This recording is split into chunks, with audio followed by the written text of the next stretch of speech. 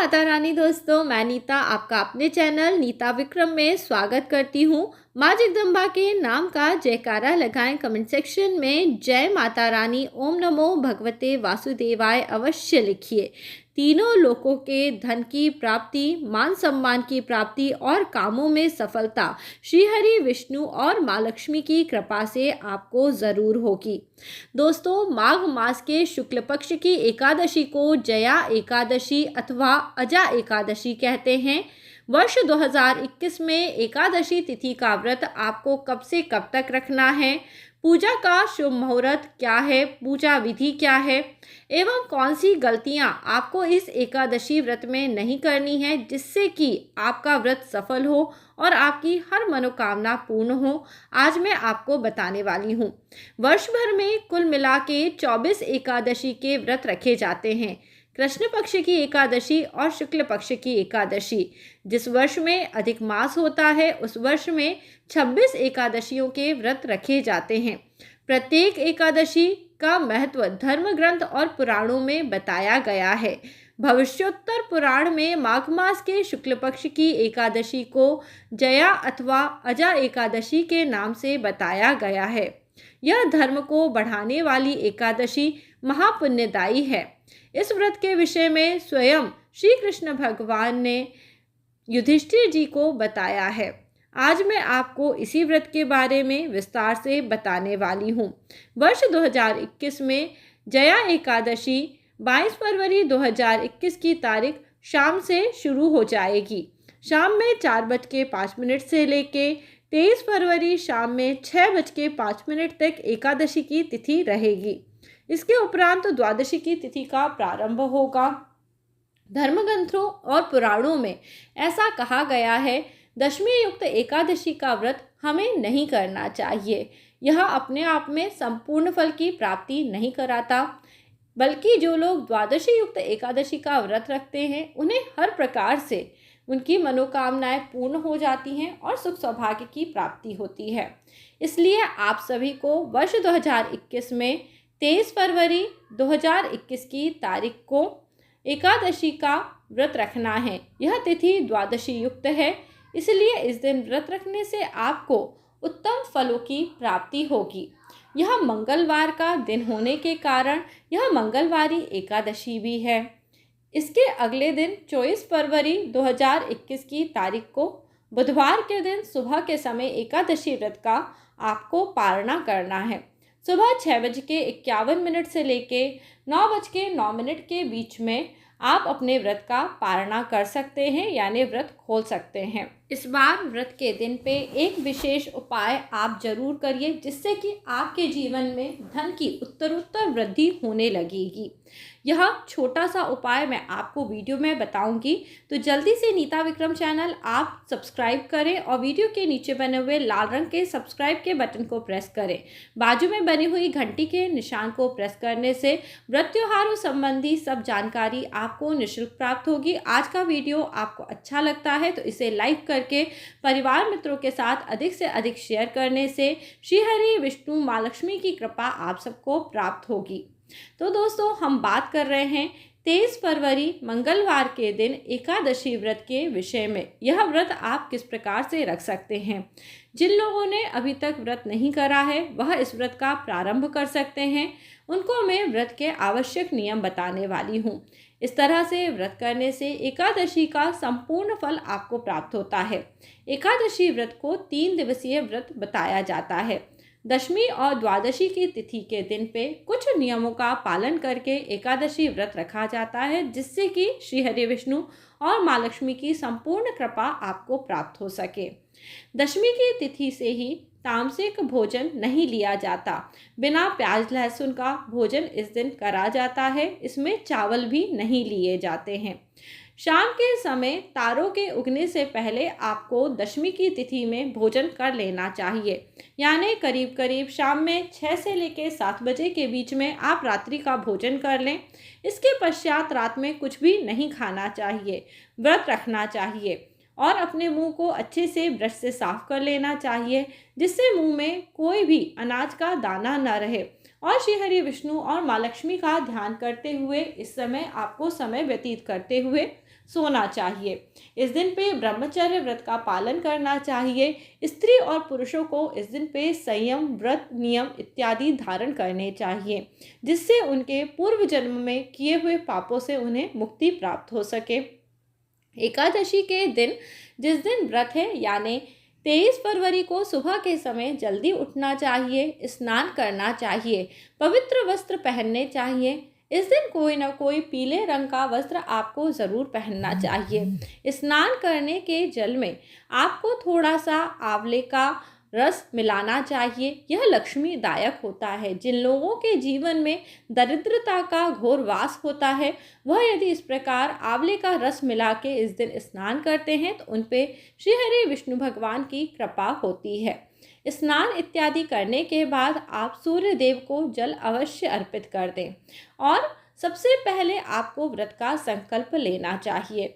यदि आप किसी मनोकामना के कारण एकादशी का व्रत रह रहे हैं तो संकल्प अवश्य करें। अपने हाथ की जो दाहिने हाथ है उसकी पहली उंगली को अंगूठे से जोड़ लें और बाकी 3 उंगलियों को सीधा करें। हाथ में थोड़ा सा जल ले लें और हाथ में एक सुपारी ले लें और थोड़े से तिल ले लें, पुष्प ले लें और भगवान श्री हरि विष्णु के सामने बोलें, मेरा नाम ये है, यह मेरा गोत्र है, मैंने इस कामना के कारण प्रभु आपका एकादशी व्रत धारण करा है, कृपा करके मेरे व्रत को सफल करिए। और इस प्रकार कहने के बाद यह जल, सुपारी और जो काले तिल हैं, यह भगवान के सामने उनके चरण कमलों में अर्पित कर दें। जिन्हें पूजा के काले तिल नहीं मिलते, वह सफ़ेद तिल का प्रयोग भी कर सकते हैं। तुलसी पत्र आदि भी ले सकते हैं। यहाँ पे एक बात का विशेष ध्यान रखना है आपको। एकादशी के दिन पे जिस दिन हम व्रत रखते हैं, उस दिन तुलसी के पत्ते या किसी भी प्रकार के पेड़ पौधों को तोड़ा नहीं जाता। इसलिए दशमी की तिथि में ही सुबह के समय तुलसी के पत्तों को तोड़ के धो के रख लेना चाहिए। निष्काम भाव से ईश्वर प्राप्ति के लिए यदि एकादशी का व्रत किया जा रहा है तब संकल्प करने की कोई ज़रूरत नहीं होती। एकादशी के व्रत को करने से पुण्य कर्मों का संचय होता है। जया एकादशी का व्रत करने से पिशाच योनि से मुक्ति मिलती है। इसलिए इस एकादशी के व्रत को करने के कारण आपके पितृ तर जाते हैं। एकादशी के व्रत के दिन पे पान नहीं खाना चाहिए, झूठ नहीं बोलना चाहिए, लड़ाई झगड़ा नहीं करना चाहिए, क्रोध नहीं करना चाहिए। इस दिन भी आप सभी को ब्रह्मचर्य व्रत का पालन करना चाहिए। घर के बुजुर्गों का हमेशा ही मान सम्मान करा जाना चाहिए। कभी भी अपने गुरु और देवों की निंदा नहीं करनी चाहिए। इस प्रकार के महान पाप करने से आप जन्म जन्मांतर तक कष्टों को भोगते हैं। एकादशी व्रत करने से सभी पाप क्षीण हो जाते हैं और मनुष्यों के कष्ट भी धीरे धीरे करके खत्म हो जाते हैं।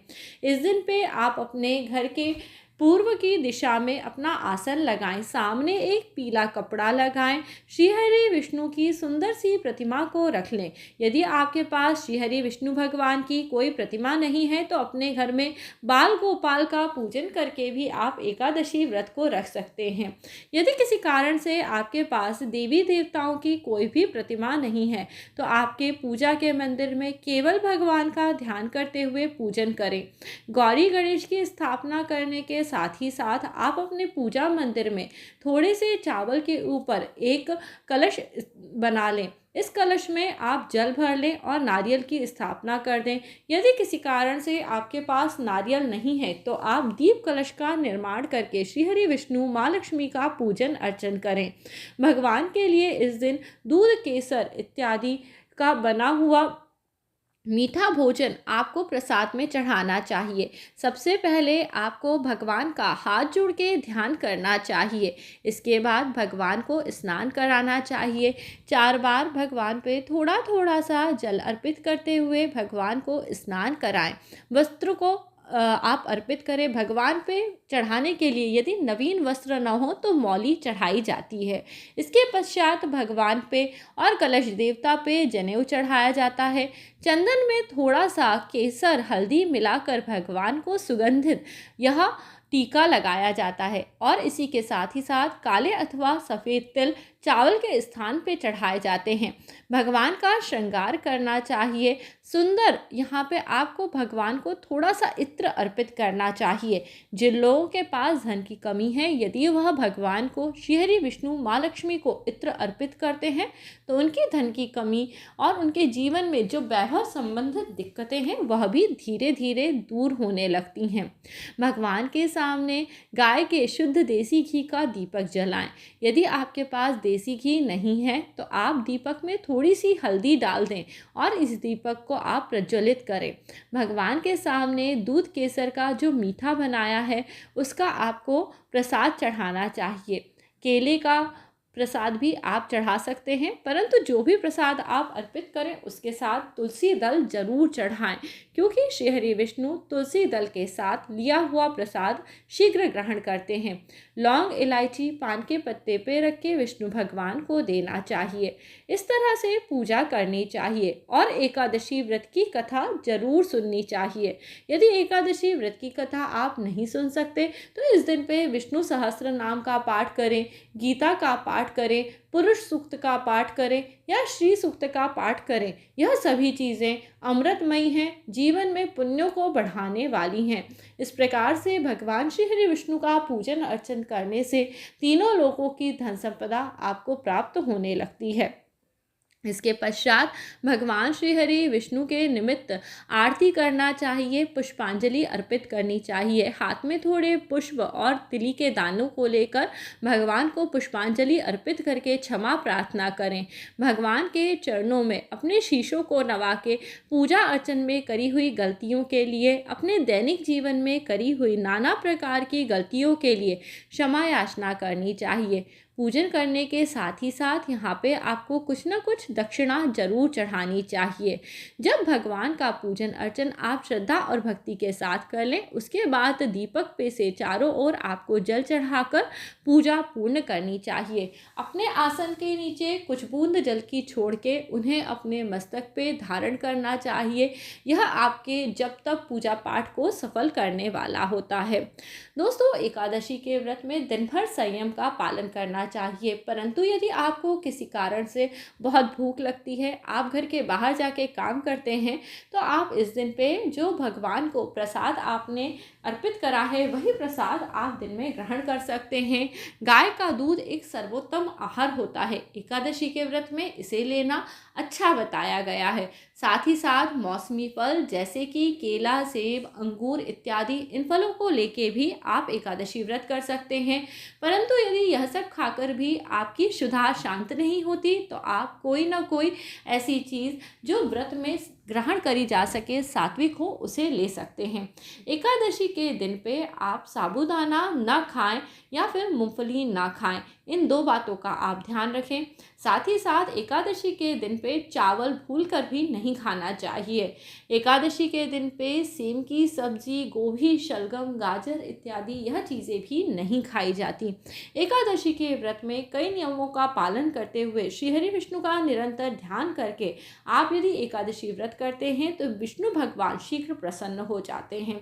शाम के समय अपने घर में तुलसी के क्यारे में सुंदर दीपक जलाना चाहिए। शुद्ध देसी घी का दीपक जलाएं, परंतु जिनके घर में देसी घी का अभाव है, यानी गाय के देसी घी का अभाव है, वहाँ घी के अंदर थोड़ा हल्दी डाल के एक दीपक जला दें।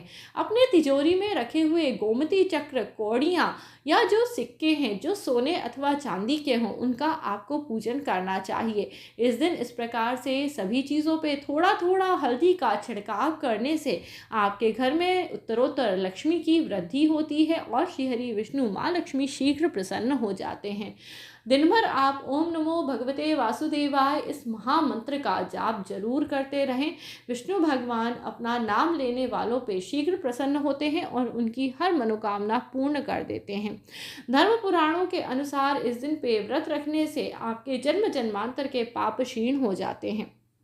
श्रद्धा और भक्ति से इस दिन व्रत रखें। किसी की भी भूल कर बुराई न करें। कोई कठोर वचन इस दिन आपको नहीं बोलना चाहिए।